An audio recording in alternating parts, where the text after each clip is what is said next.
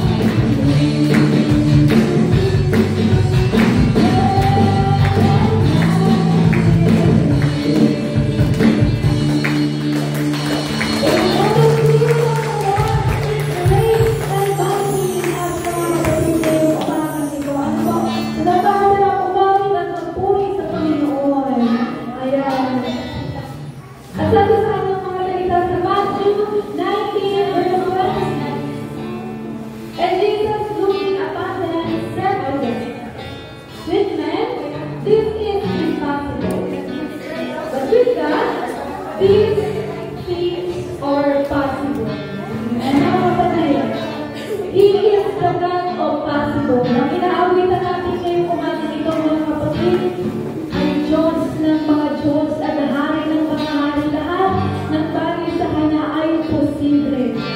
Kahit sa paningin natin ay imposible. Kaya mga kapatid, let us focus to the Lord ngayong umagang ito. Umamit tayo sa Panginoon ngayong oras ito. Ituon natin ang ating puso at isipan sa ating Panginoon. Let's declare that He is the God of possible sa ating mga buhay. Sa mga pagkakataon na hindi natin alam kung posible nga ba ang mga bagay na ating pinapanalangin. Mga kapatid, He is the God of possible. Kaya umawit tayo ang buong puso sa ating Panginoon at paghawakan ang kanyang silipan ng umaga ito. That with God, all things are possible.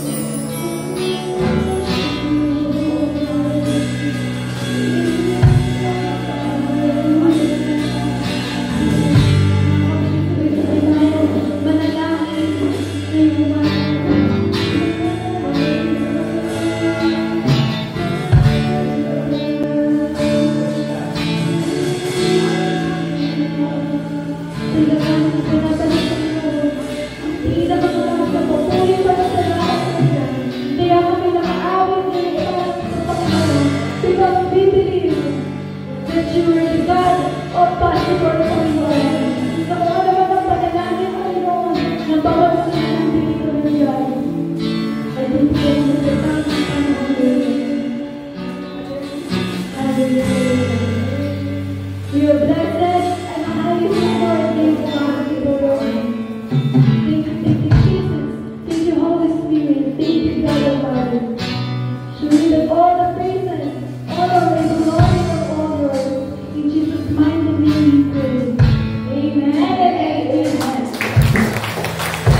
Hallelujah. Amen. Tuwing ang ating Panginoon, kaya lang mga kapatid, tayo po ay magpatian.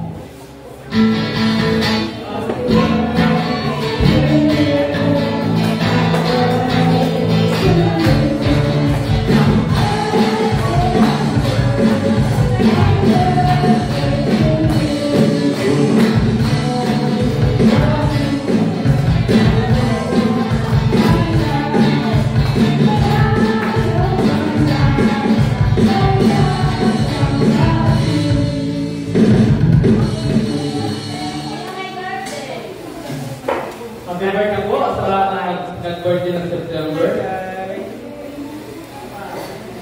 Amen. Sabi mo sa katabi ko, kapatid, you are blessed. Kapatid, you are blessed and highly favored. Isa malakas na palakpak. Amen. Blessed and highly favored. So pag-aralan natin ngayon, pag-asa ng mananampalataya. So ano po ba ang pag-asa ng mananampalataya? So kung ano po pag-asa niyo bilang nagtitiwala sa Panginoon? Ano ang inaasahan niyo? Pakibasa? Hope of a believer. So pag-asa, pag sinasabing hope, ano ba yung believer? Mga naniniwala, mga sumasampalataya. So pag-asa ng mga sumasampalataya. So ano bang pinaghahawakan natin pag tayo umaasa? O yung may mga asawa, ano bang pinag-asahan mo sabihin, sinasabi ng iyong asawa na pakasalan kita. Ano yung pinaghahawakan mo? Yung pangako niya na pakasalan kita.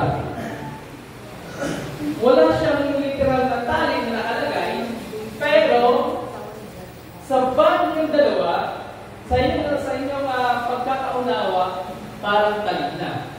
So, ito po. Basa?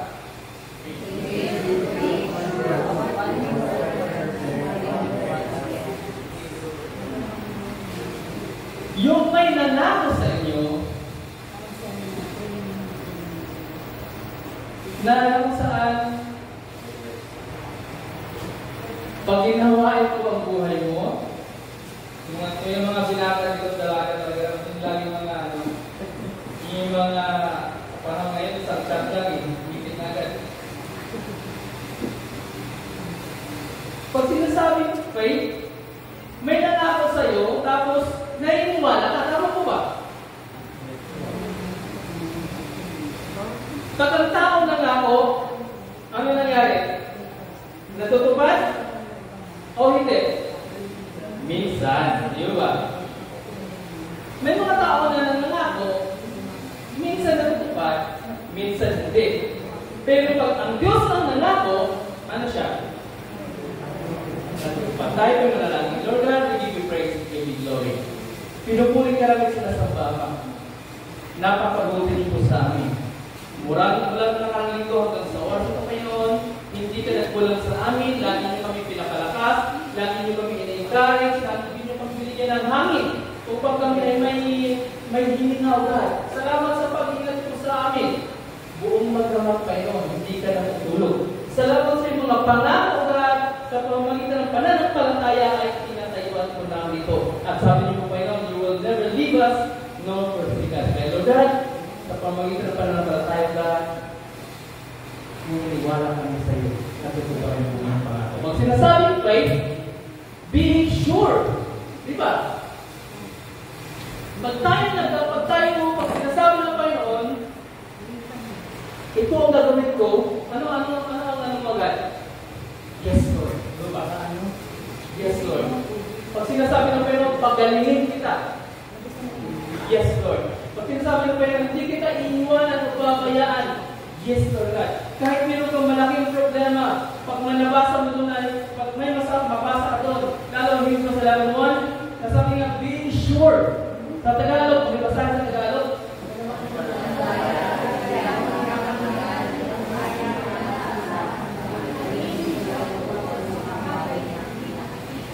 So ano ang gagawin mo, kapatid?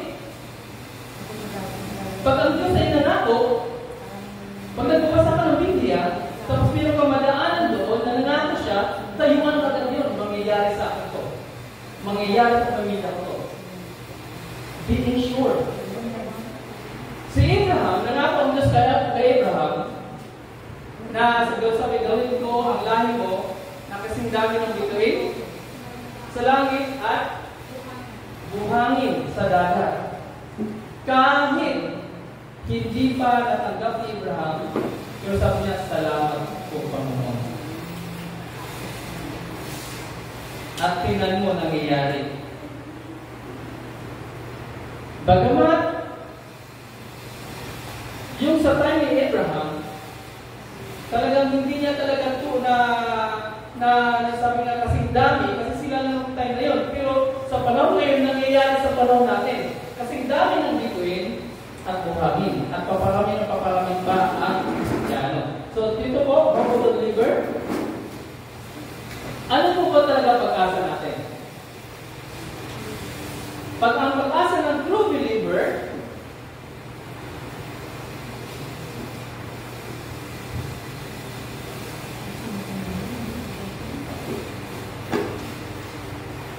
pag true believer, ang pag-asa niya ay makapasok saan? Sa langit. Kaya ka nga nagsimba, di ba? Kaya ka nga nagbabasa ng Bible, kaya ka nga nalangit kasi gusto mo makapunta saan? Sa langit. Dito sa lupa, marami tayong mga pagsubok dito. Pero sabi ng Panginoon, huwag kang mag-alala. Dahil pag sabi nga, pag nagtitiwala ka sa akin, hanggang sa huli, magkaroon ka ng buhay na walang hanggan. Sa Matthew 6:33, ang true believers ang ginagamit, ano ginagawa niya? Seek God first. Pagising sa umaga, seek God first agad yan. Uunahan na ganyan manalangin at basa ng salita ng Diyos. Basahin po.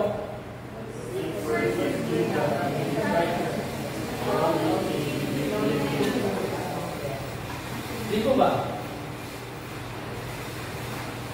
Kung gusto mo mangyari ang mga bagay na to,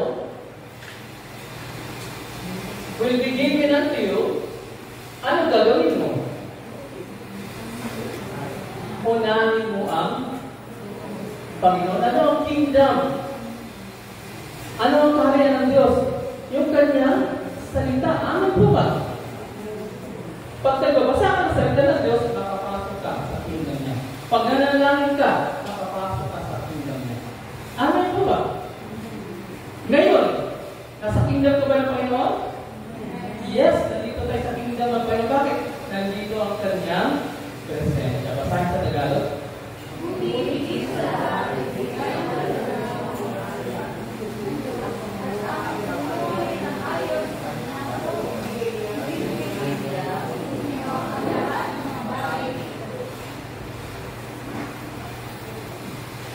Bigyang halaga ninyo ang kaharian ng Diyos at pamumuhay ng ayon sa kanyang kalooban at ibigay niya sa inyo ang lahat ng mga bagay na ito.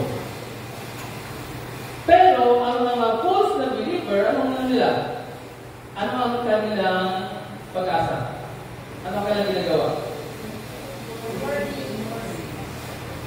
Para silang yung pangatlong klaseng lupa, ano yun? Dawagan. Kasi worries of the world. So tingnan po natin sa Matthew 6. Basa. Do not worry, saying, what shall we eat? Or what shall we drink? Or what shall we wear? For the heavenly land cometh with things, and the heavenly Father knows that you need them. Ang sabi ni Jesus, so do not worry. Pag sinasabi ng do not worry, kaya magkaroon ka ng pananampalataya pag sinabi ni Jesus. Tama ko ba? Saying, what shall we? Anong kakainin? Anong iinumin? Anong isusuot? Kasi, ito yung mga pag-ano, pag sinasabing vegan, false believer yan, runs after all these things. Ang mga pagano na tao, mga unbeliever o mga believer na kulang sa pananampalataya, anong nagawa nila? Nag-worry sila. Sabi pa rito, and your heavenly Father knows that you need them. So mga kapatid, kung sinasabing na tayo ay sabi nga, ang tatay ba natin, ang Diyos ba natin na sinasaba may-ari ng lahat? Magagamot ko ba siya? Amen. Siya ba ay kaya niyang buhayin ang patay? Kaya ka ba niyang bigyan ng trabaho? Kaya ka ba niyang bigyan ng talino? Amen. Kaya ba niya ang pagmananampalataya ka sa Kanya? Ikaw at iyong mga mahal sa buhay, kaya ba niyang iligtas? Amen! Palapakan natin ang Panginoon. Hallelujah! Alam ng Diyos kung hindi ka mag-worry sa mga bagay, ang sabi ka rin ba ito si Timothy? Sunod dito, seek first His kingdom. Pag sinisip mo ang kingdom ng Diyos, ano nangyari? Hindi ka na mag-worry. Hindi ka kagaya ng mga pagano na kung saan sila ay balisa sa mga bagay, anong kakainin, anong isusuot. Kasi alam ng ating Ama na sa langit ang mga pangangailangan natin. Ano po ba? Pero kapatid, hindi yan katulad ng unang panahon. Tama po ba? Paglabas mo sa bahay mo, nandiyan na yung pagkain. Pero kapatid, pag minsan, wala kang pagkain, wala kang isasain ngayon. Pag nanalangin ka, di ba may ginagamit na tao na makakain ka? Ano mo ba? Wala kang pera. May ginagamit na tao na nagkaroon ka ng pera. Ano mo ba? Ano bang inuuna mo? Nag-uuri ka ba? Hindi. Umaasa ka sa Panginoon. Ano mo ba? Noong unang panahon, ang mga pangangailangan ng mga Hudyo, Israelita, paglabas nila sa kanilang tent, nandun yung pagkain. Kung mangyari yan ngayon, nayayas na 40 years, makakaipon tayo eh. Kahit pa yung mga plantundol ng mga kurator niyan eh. Hindi tayo maluto, di ba? Kasi paglabas natin yung pagkain na, may pupo na eh. Basahin sa Tagalog po.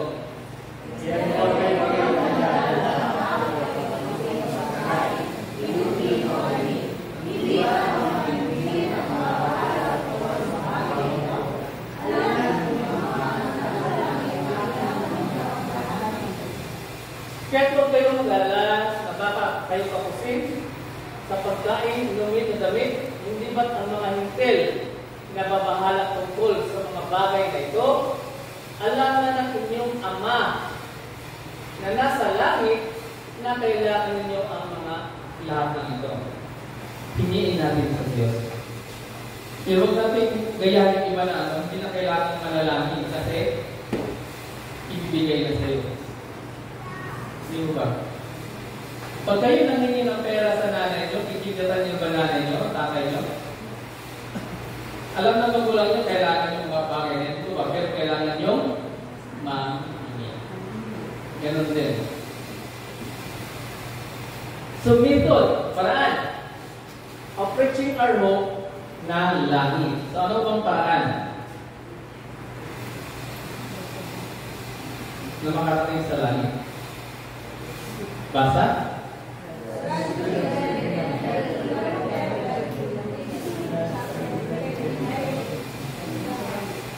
God's children can enter kingdom of heaven. Sure yan.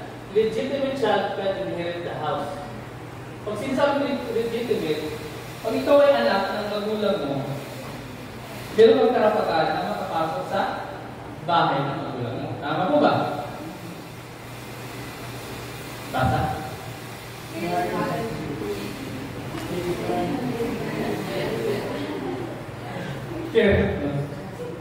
Sabi sa 1 John 5:19, ito yung current situation. Basa?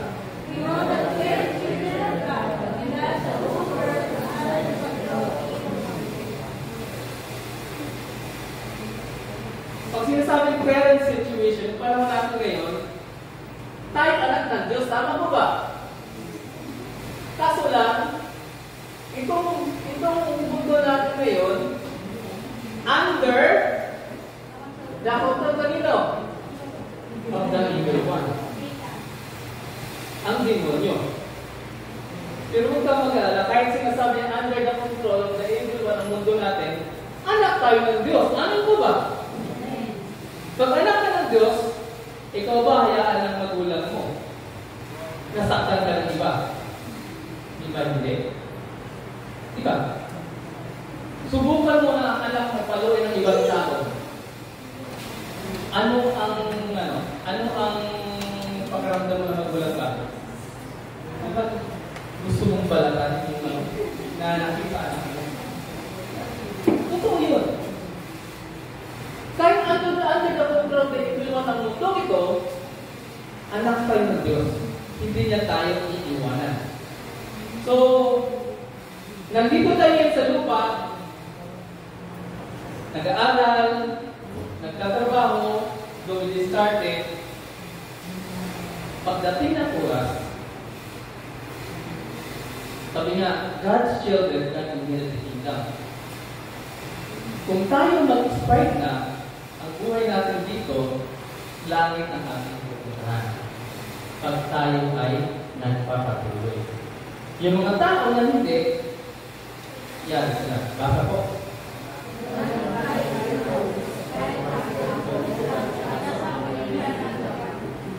So bakit nga ba naging ang mundo na to?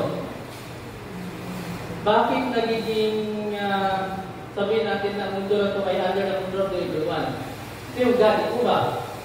Pinili niya si Adan. So ano nangyari? Dumating si Satan. Anong ginawa ni Satan? Nagdala ng ahas? Sabi niya, totoo ba na pag kinain mo, ang bunga ng puno na yan ay mamamatay ka? Di ba? Pag sinasabing deceive, nalinlang. Nasubukan niyo bang nalinlang? Nasubukan ng restop? It's a pattern. Nalinlang si Adan. Kaya ang nangyari? Nagkaroon na. Sabi nga, sa pamagitan ng isang tao, kasalanan na pumasok sa mundo, lahat ay nagkasala. So pag sinasabi lahat nagkasala, ano nangyari na? Ang resulta ng kanilang pagkakasala, pag suway sa Panginoon, Ano nangyari? Kamatayan. So sa minute ko, muna basahin ko natin. Basahin ko.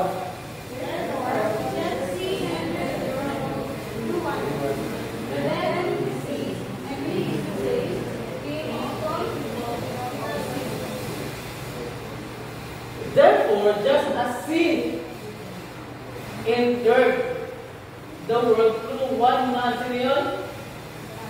Adam, and death through sin, and in this way, death came to all people because of sin.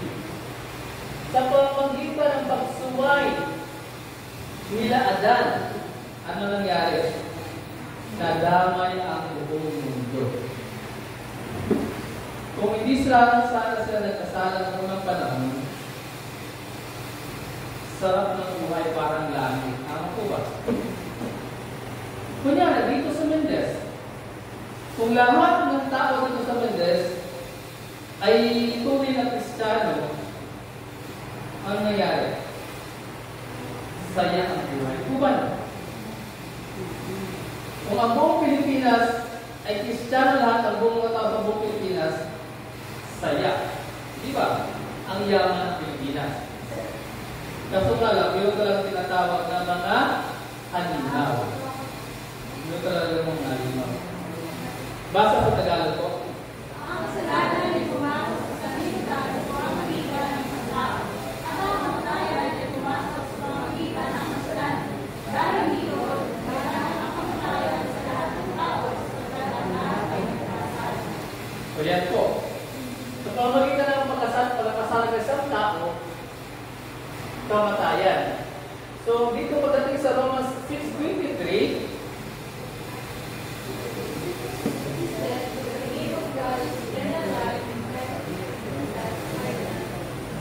so, ang kabayaran ng kasalanan, wages, ng kasalanan na yan, kamatayan. Pero ang kaloob ng Diyos ay buhay na wala hanggang sa pamamagitan ni Jesus. Kaya sabi doon, John 14:6, ang sabi doon, He is the way, the truth, and the life. Ang sabi sa John 3:16, sino mang sumumpalatay sa Kanya ay hindi mapahamak. Tapos magkaroon ng buhay na walang hanggan. Basahin ko ulit sa Tagalog.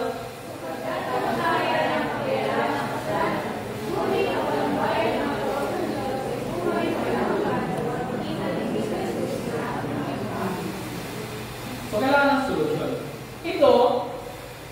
Ito yung buhay natin. Naniniwala tayo kay Jesus, tama po ba?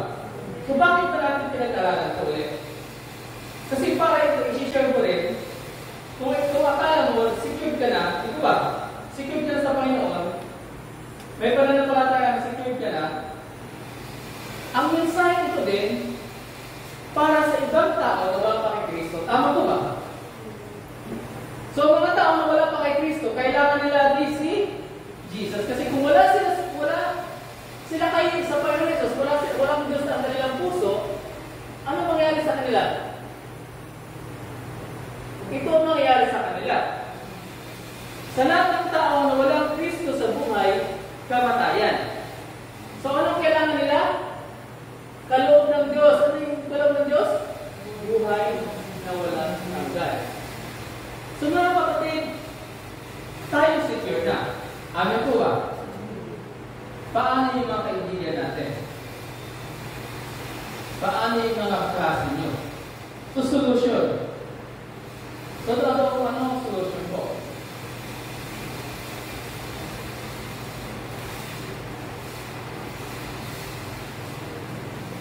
Kailangan mapalaya. Saan? Sa pamamagitan ng blood ni Jesus.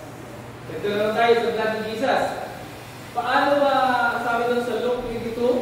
Kung sino mang kumain at uminom ng kanyang kumain ng kanyang katawan at kung uminom ng kanyang dugo ay may buhay na walang hanggan. Ano bang blood ni Jesus sa panahon natin ngayon? Kung blood ni Jesus na literal yan, paano ka maligtas sa kapitbahay saksakan nito si Jesus, saan mo mahanap si Jesus? Ang plan ni Jesus yung kanyang salita. At yung salita niya, magkakaroon ka ng pananampalataya. Ano ba? Ang salita niya, sabi doon sa John 1, verse 1 to 4, in the beginning was the Word, and the Word was with God, and the Word was God. He was with God in the beginning. All things were made through Him. Without Him, nothing was made that has been made. In Him was life, and the life was life in Him. So, kailangan ma-renew, ma-born again.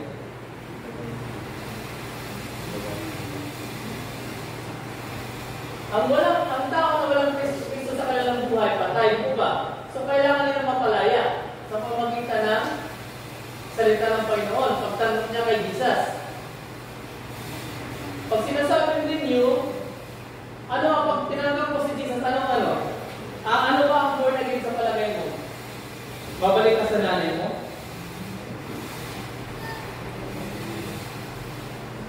Mabuhay, ma-renew, o mabuhay ko ng iyong Espiritu. Amen po ba? Hindi yan lang saan namatay ka tapos nabuhay ka muli. Ang born again na tinatawag sa loob ng Biblia, tinanggap mo si Jesus at Diyos at tagapagligtas, ikaw ay, ang Espiritu mo ay mabuhay ng muli na dating patay. So, ibig sabihin na ang tao na walang Kristo sa buhay, hindi tinatanggap si Jesus na Diyos at tagapagligtas, ano sila? Buhay, pero patay. Buhay sa pisikal, patay sa espiritu. Tama po ba? Ang tao na Kristiyano tumanggap sa Panginoon, buhay sa pisikal, at buhay ang spiritual. So, ganun dapat tayo. 2 Corinthians 5:17, renew. Basahin po.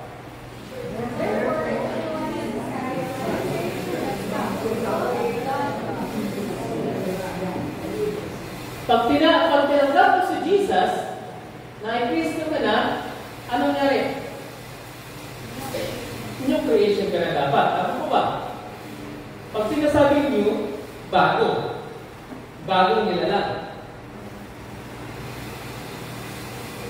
The old has gone, the new is here. Ibig sabihin, pag ito yung nangyari sa buhay natin, dati, noong una, grabe tayo magmura, grabe tayo magbisyo, kung ano gagawin. Wala kang ginagawa kung parang gusto mo nang manira ng tao. Tama po ba? Pero ngayon, may Kristo pala sa buhay, unti-unti nang nabago ang ugali mo. Amen po ba? Agree ba kayo doon? Amen. Basahin sa Tagalog.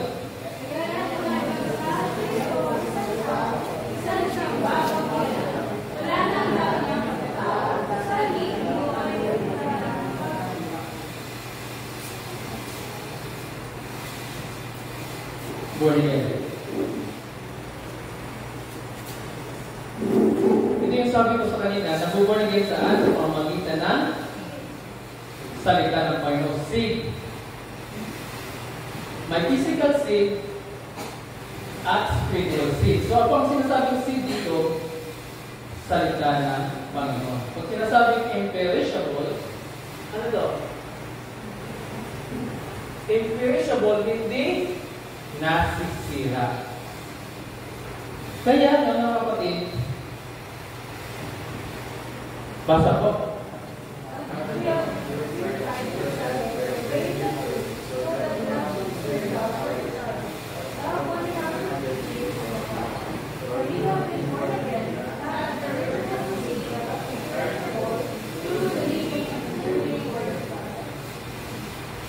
Ito po. Pag sinasabing imperishable, ang seed na literal, perishable siya. Tama po ba? Ang seed na spiritual, spirit nga, imperishable na spirito. Ang Word of God, si Jesus, siya ay nagbibigay ng buhay na walang hanggan. Kung sinasabing buhay na walang hanggan, imperishable yun. Ang salita niya na tinanggap natin, ito yung tinatawag na binhi, na hindi nasisira. Tama po ba? Kaya pag tinanggap mo si Jesus na Diyos at tagapagligtas, ikaw na ay born again. Ang born again ay hindi religion yan. Ay mga born again, hindi religion yan. Mga tao yan, ganito, mga born again tayo, hindi religion, kundi mga tao na kung saan mga bagong nilalang na. Dating mga kubra, dating mga hayop, ngayon, tao na. Amen po ba? Amen. Kasi ang tao, walang salita ng Diyos, hayop talaga yan. Walang ginagawa kundi manila yan. So tayo ay nilinis na. Purified yourself by obeying the truth. Sinunod natin ang katotohanan. Natanggapin si Jesus at mamuhay ayon sa kanyang kalooban. So, meron tayong sincere love to each other. Love one another deeply from the heart. For you have been born again, not of perishable seed, but imperishable through the living and enduring word of God. So kaya mga kapatid, lagi tayong may pag-asa. Ang mga Kristiyano, tunay na Kristiyano, hindi na wala ng pag-asa yan. Lagi may pag-asa. Bakit? Ang pinangawakan nila, salita ng Panginoon. Pag sinasabing living, buhay yan mga kapatid. Basahin po.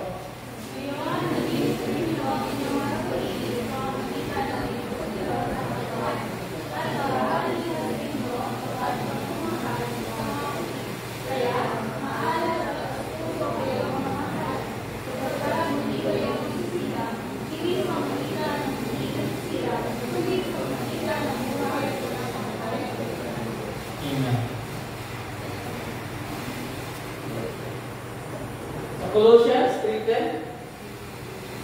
Sabi niyan, renew in knowledge.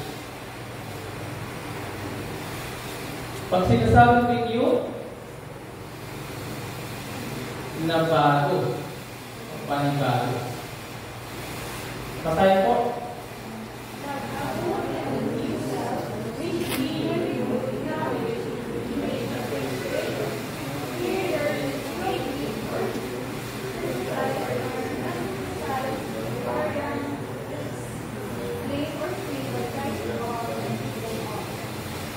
Sabi sa Colossians 3:10-11, and have put on.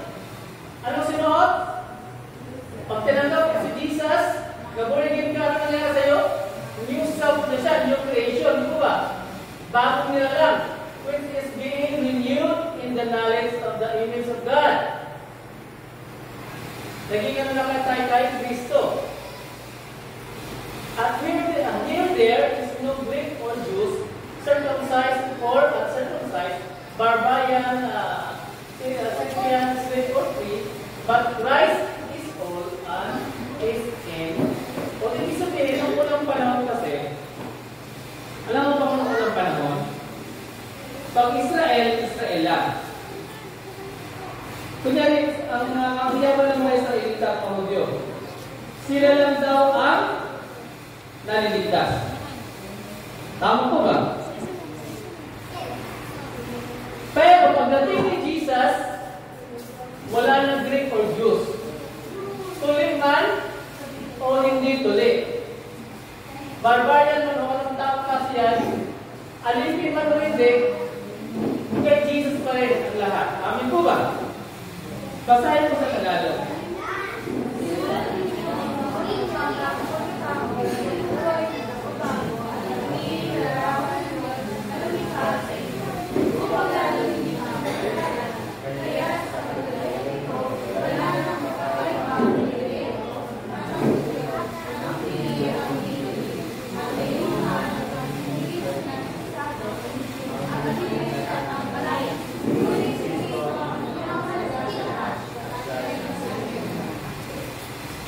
Pag sinasabing tuloy at hindi tuloy, huwag kayo magkala. Kasi unang panahon, sa Old Testament, para i-Kristo ng bata, tinutuloy talaga yan. Yun ang kabilang ng unang panahon. Pero sa panahon ngayon natin ngayon, ang tuloy na ibig sabihin sa Biblia, Pag tinanggap mo si Jesus, yun ang tulit ka na. Amin po ba? Spiritual yan, physical, spiritual. Kaya wala na spiritual free, wala na siya.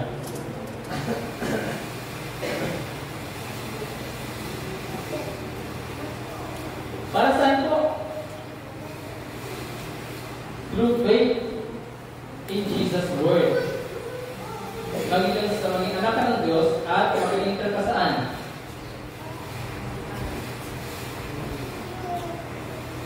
Pag iniwala ka sa salita ng Panginoon, magiging anak ka ng Diyos at saan ka makapasok? Alam po ba na napakasaya na kahit sa lupa ka pa lang, may pag-asa ka na makarating ka sa langit? Di ba? Nasa lupa ka pa lang, may pag-asa ka na makarating ka sa langit. So, anong gagawin mo kung ang destination mo sa langit?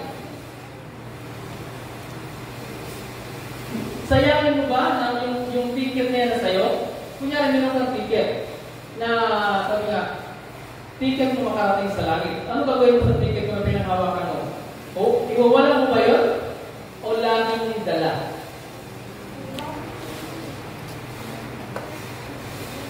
Mga kapatid, pag ikaw distinct sa langit, kasi tinanggap natin si Jesus, langit talaga tayo.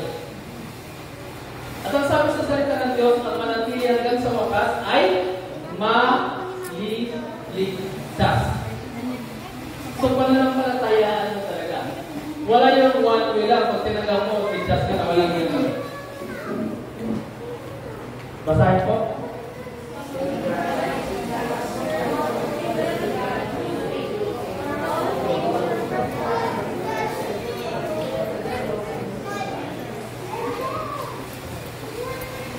Sa Tagalog, basahin sabay-sabay, go.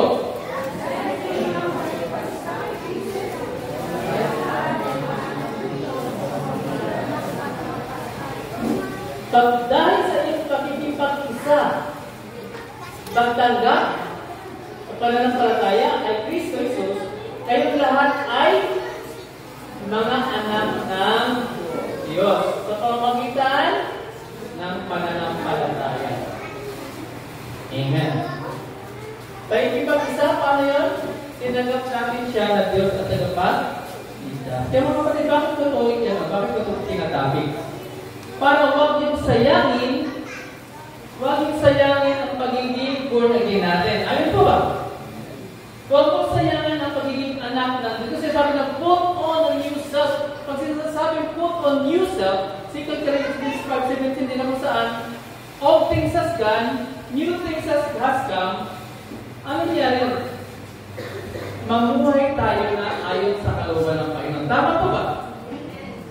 Alam niyo po ba, pag ang lahat ng tao dito sa Mendes ay namuhay ayon sa kalooban ng Panginoon, ang saya ng Mendes. Tama po ba? Napakasaya. Pag ang tao sa Kongreso o sa Senado ay Kristiyano, ang saya. Hindi ba? Wala po ba?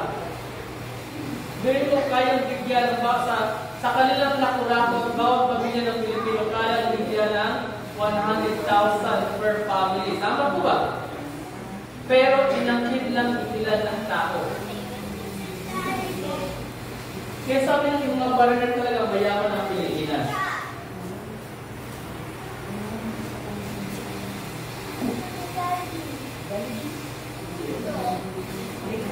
Basa po.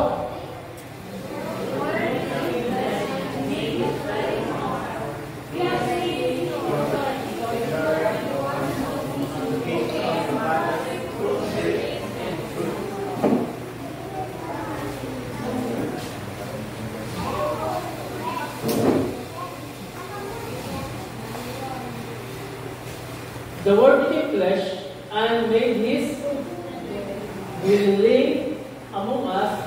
We have seen His glory, the glory of one not only who came from the Father, full of grace and truth. Sino yung Word na naging tao? Si Jesus.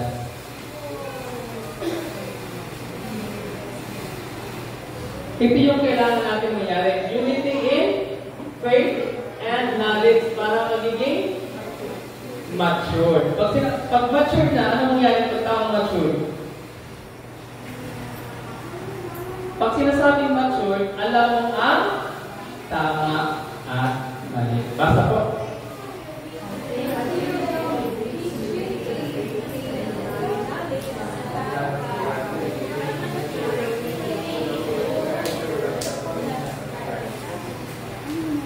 Hindi yung buhay natin until we reach, ano yan? Unity in the faith and in the knowledge of the Son of God and become mature. Kailangan natin mag-mature. Attaining the whole buong measure of the fullness of Christ. Kasi pag ang Kristiyano hindi nag-mature, ang bata hindi tumatanda, ano nangyari yun? Delikado ang dating bata. Tama po ba? Pag ang Kristiyano hindi nag-mature, delikado yan. Pasahin sa Tagalog po. Go.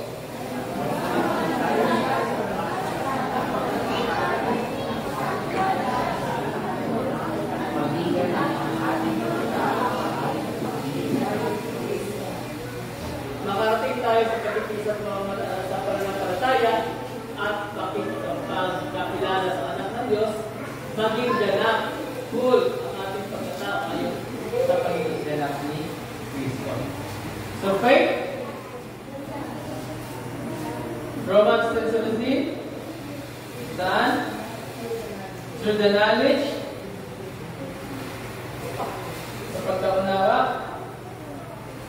paano? Through hearing. Pag walang nagsasabi sa iyo na si Jesus pala ay nagbibigay ng buhay na walang hanggan, kung hindi ka nakakarinig, magkakaroon ka kaya ng pananampalataya? Di ba hindi? Kung hindi ka pinangakuan, balik wala sa'yo, tama ko ba? Tama ko ba? Kung hindi ka nakarinig ng pangako, hindi ka magtitiwala. So, basahin po.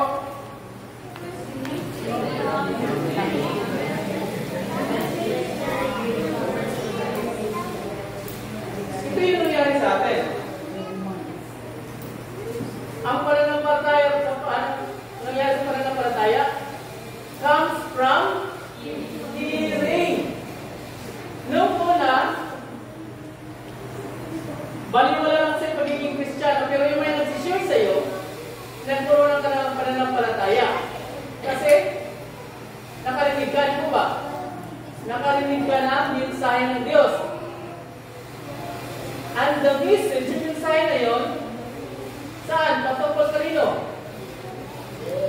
Sa salita ng Diyos. Parang ganyan. Ang kapatid. True believer, ano? Nakarinig ng salita ng Diyos, umaasa, naniniwala na makarating saan? Sa langit. Pero mga kapatid, ito mangyari sa atin. Basahin niyo po.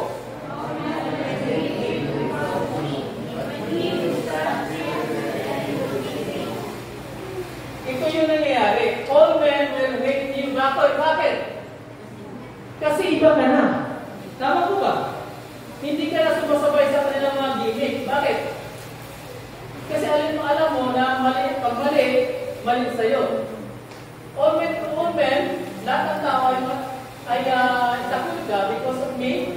Sabi ni Jesus yan. But he who stands firm. Ang sabi niya sa Tagalog, ang mananatiling tapat hanggang ay siyang maliligtas. Amen po ba? Sabi mo, manatili ka hanggang sa wakas.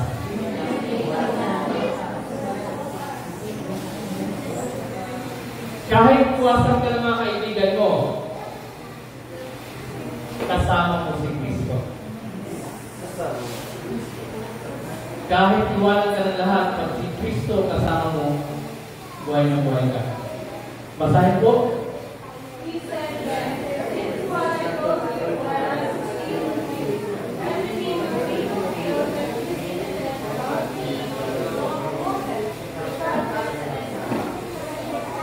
So, totoo yun. Yung pagdating ni Jesus. Aside ko sa Tagalog.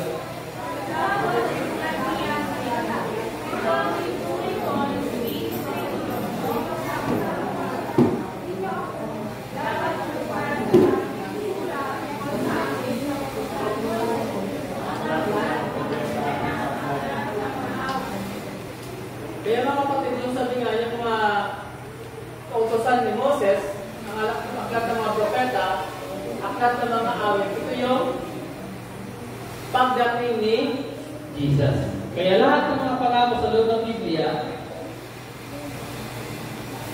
natupad. Sa Old Testament, natupad kay Jesus. Ngayon naman, yung mga gospel naman na sinasabi ni Jesus, mangyayari yan sa panahon natin. Kaya basahin po.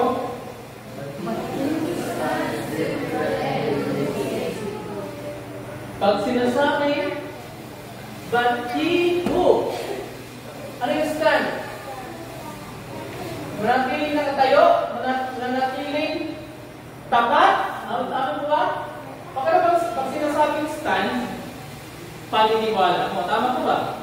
Iba na yung manatiling nakatayo hanggang sa wakas. Grabe. Hindi ka na lumalakad. Ganun ka lang. Maniniwala na. Manatiling tapat sa Panginoon hanggang sa wakas. Huwag niyo pong mga stand sila wala nang alisan sa bahay ka lang. Stand firm to the end will be saved. Kaya mga bata, kabataan ko, manatiling tayo kay Kristo hanggang sa wakas. Ang mundo ay pasama ng pasama. Amen po ba? Pero tayo dapat ay pabuti ng pabuti. Tayo ay mabuting palay. Amen po ba?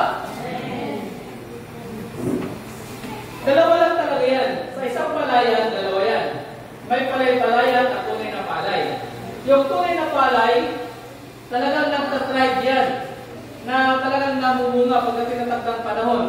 Pero kadalasan, kaso nga lang, yung palay-palayan, ano nga yung palay-palayan? Nagtatribe din. Minsan nilalampasan niya ang palay. Pero huwag kang mag-alala. Bakit? Kasi pag tunay ka na palay, may kalalagyan ka. Pero yung palay-palayan, may kalalagyan din. Anong ginagawa doon sa likod na palay? Unang galawasin tapos, sino-suno. Hope of the believer, prophecy, yung sabi kanina, lahat ng mga sulat, sa propeta, sa law of Moses, sa mga prophets at awit, na-fulfill ka saan? Kay Jesus. Kaya yung mga promise naman ni Jesus, sa gospel at revelation, na-fulfill saan? Sa panahon natin ngayon. Tayo yung mga reality sa mga sinasabi ni Jesus. Old Testament, tapos yan fulfillment sa Luke, 24:44 sabi doon, lahat ng sulat ng mga prophets, law of Moses, prophets, and sa awit na nangyari. Basahin, sabay-sabay, go!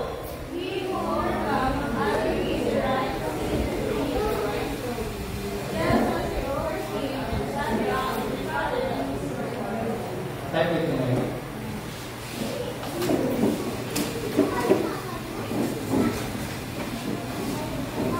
Ito yan. To him who overcomes, nagtatagumpay, at ulit, I will, sino sabi niya? Jesus give the right to sit with me on my throne, just I overcame and sat down with my Father on his throne. Sa Tagalog, sabay-sabay basahin.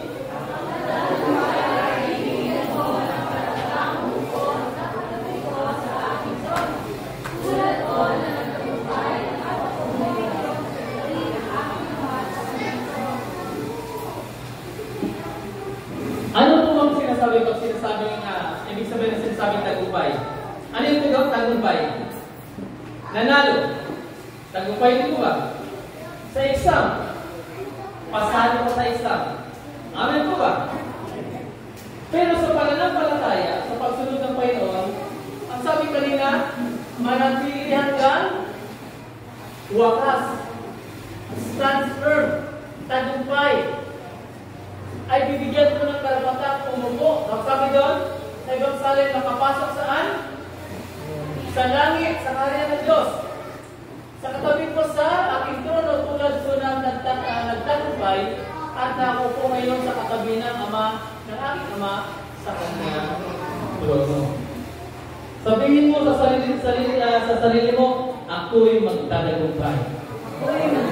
Ako'y magtatagumpay sa tulong ni Jesucristo. Amen. Tayo po'y manalangin. Let's pray. Hallelujah.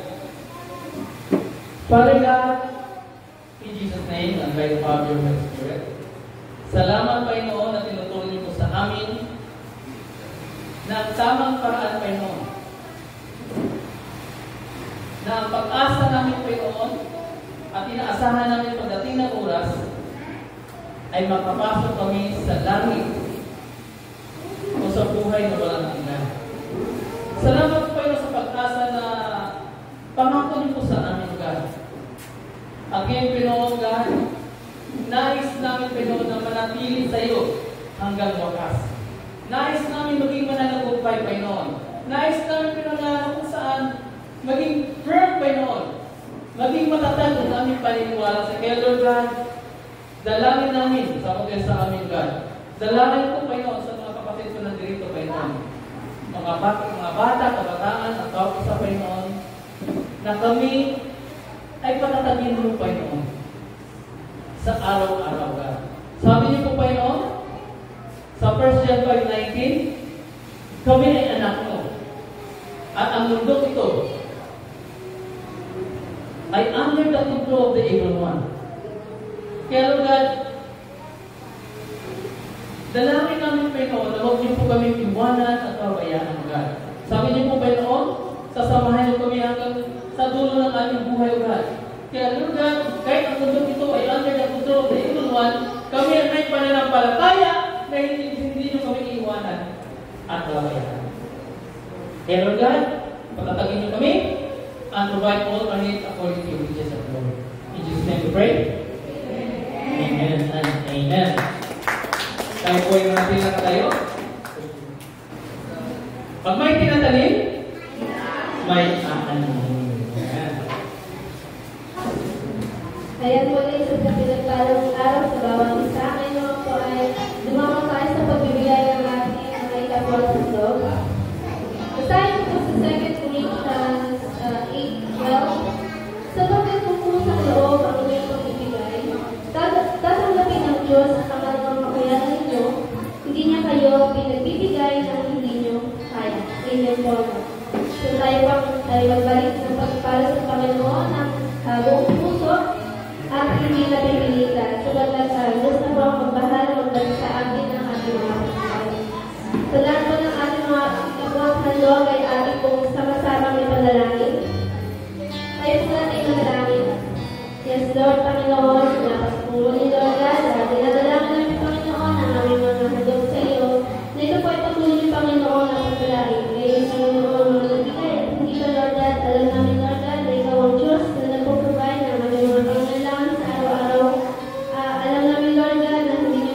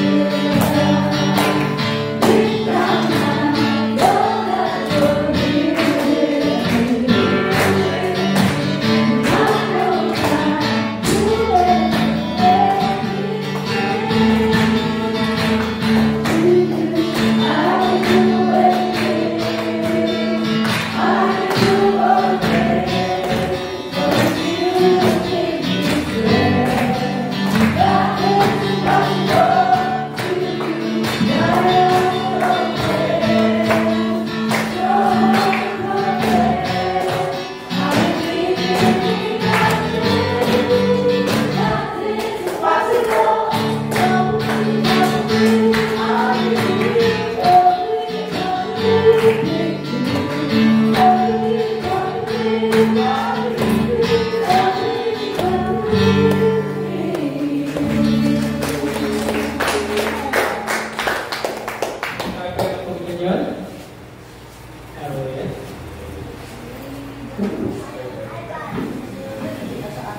day of the month sa ating communion. Welcome po sa ating visitors po. Salamat po sa ating bisita sa Mr. Jericho at Ate Eileen. Yung ating kamay po, i-realize po natin ito. Let's pray. Father God, in Jesus' name. You are the creator of heaven and earth, God. You are the Alpha and Omega, our great healer, our strength, our Savior, our provider. Ngayon, Pinoon, kayo po ay dadako po kay Pinoon sa communion, God, ang sabi po Pinoon. Habang ginagawa namin ito, inaalala namin ang iyong pagdating, pagkamatay, at iyong pagkabuhay. At ngayon naman, sabi niyo po Pinoon, ang tinapay nito, God, ay simbolo na iyong katawan na nabayubay na sugatan Pinoon. Ang sabi sa Isaiah 53 Pinoon, ang by your stripes, sa pamamagitan niyong alatay at sugat, kami pinagaling na. Kaya lugar sa pagkain nito Pinoon, na simbolo na iyong katawan, God, by faith, God, kami ay magaling na. Ganun din po, Ama, sa Diyos na ito Pinoon, nasasawa ito Pinoon, na simbolo na iyong banal na lugar, na sabi niyo po Pinoon, kumain at uminom, kami ay nalilinis na God. Kaya doon sa pag-inom namin ito Pinoon, kami ay malinis na Pinoon. Pinatawag na blessed and a highly favored. Sa pangalan ng Diyos, Amen. Isipin po natin.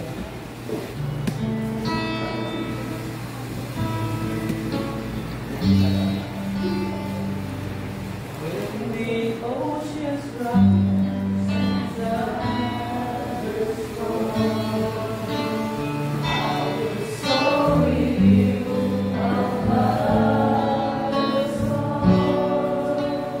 Father, you are in your word, and I will be still, knowing you are God.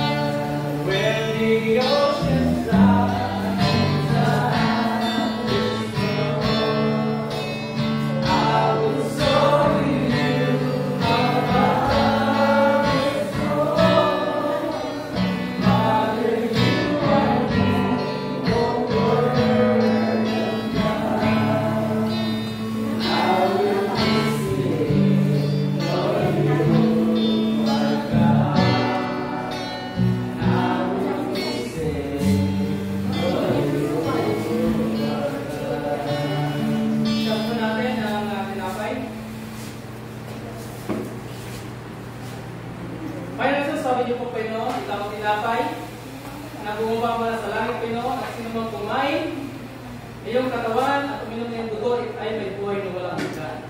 May Pinoon, ito po tinapay Pinoon na simbolo ng katawan, God, na kung saan, sabi niyo, pag kinain nito, may buhay na walang hanggan, God, sabi sa Isaiah 53, and by your stripes, we are healed. Kaya God, pag kinain natin ito, kami ay magaling na. Ano man ang sakit na namin sa aming katawan, God, rayuma, arthritis, God, kung ano man ang organ failure namin, Pinoon, God, sa buong aming katawan, by faith, kami ay pinagaling na. Amen. Ganun din po, ang sarong ito, Pinoon, sabi niyo, Pinoon, inyong kawalan, na inyong dugo, Pinoon. Ang sabi niyo kung ano, pag kami uminom, ay pinatawad niyo na Pinoon. Binili niyo kami, Pinoon, sa inyong banal na dugo, God. Kaya lugar sa pag-inom namin ito, God, kami ay siyong-siyo na, malinis na Pinoon, ang aming damit na suotan ay puting-puti na. Inumin po natin. Thank you so much, Lord. Thank you, Holy Spirit. Salamat sa pagpapagaling niyo sa amin, Pinoon. Salamat sa mga pagpapalaw, God, na bigay niyo sa amin. Salamat sa proteksyon, God. Salamat sa pagkain sa araw-araw, God, na lagi ko ibigay, God. In Jesus' name we pray. When the oceans rise down, I will soar in you, Father, you are the word of God. I will sing for you, my God. The oceans rise down, I will soar in you,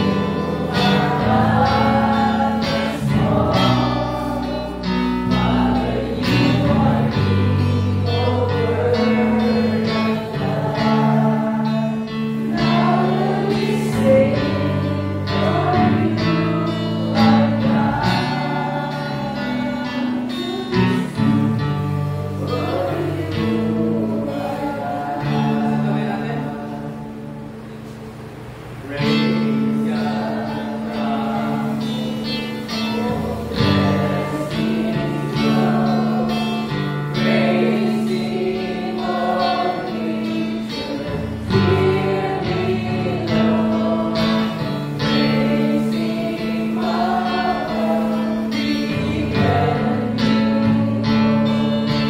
Praise Father, Son, and Holy Ghost.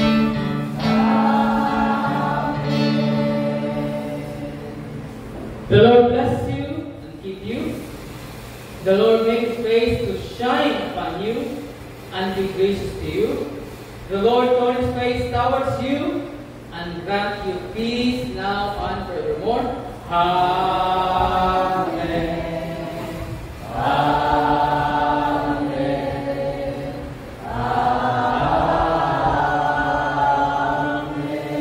Salamat po tayo sa ating victory song. Tayo ng malayang mayaw, malayang umawit, malayang kumamaka at tumakalungsong.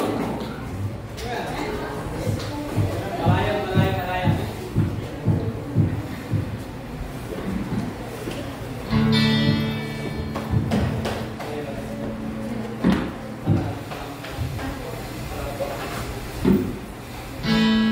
Ayan, so gamitin po natin ang ating buong katawan at bulitin ang ating buong buhay. At pagkalamaan natin ang ating Panginoon sapagkat tayo ay malaya na. Amen. Diba? So dapat palakpakan para sa